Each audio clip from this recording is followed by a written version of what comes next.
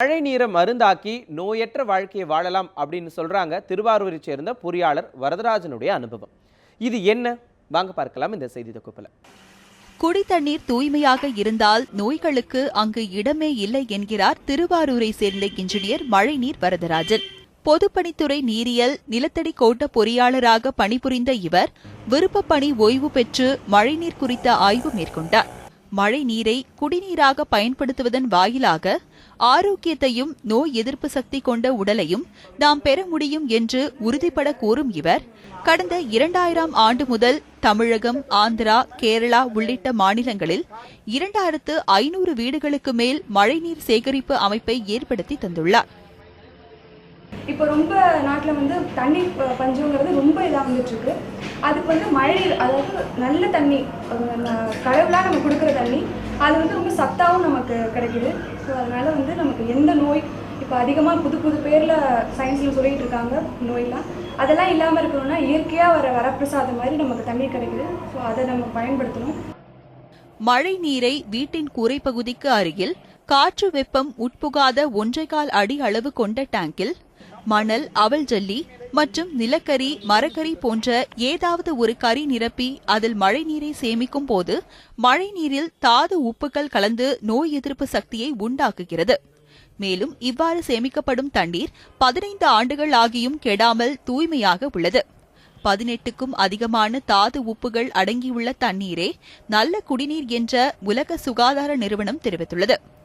அப்படியான குடித்தண்ணீர் இந்தியாவிலேயே இல்லை என்பதும் ஆராய்ச்சியில் நிரூபிக்கப்பட்டுள்ளது.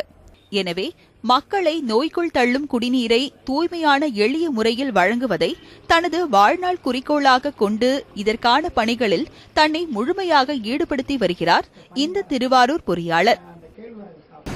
இதை முறையா பயன்படுத்தினா நம்ம ஊர்ல, நம்ம தமிழ்நாட்டில் தண்ணீர் பஞ்சமே இருக்கிறதுக்கான வாய்ப்பு இல்லை. ஏன்னா உலகத்திலேயே அதிக மழை பெய்யக்கூடிய சிறப்புஞ்சு நம்ம இந்தியாவில் தான் இருக்குது. அதுலேயும் பார்த்தீங்கன்னா குறிப்பாக பல மாநிலங்களில், தமிழ்நாட்டில் 1000 மில்லிமீட்டர் ஆவரேஜ் ரெயின்ஃபால் மழை நீர் பெய்யுது. இந்த 1000 மில்லிமீட்டரில் ஒரு 300 மில்லிமீட்டர் மழை பெஞ்சால் போதும் நம்ம குடிநீர் பிரச்சனையை தீர்த்தோம்.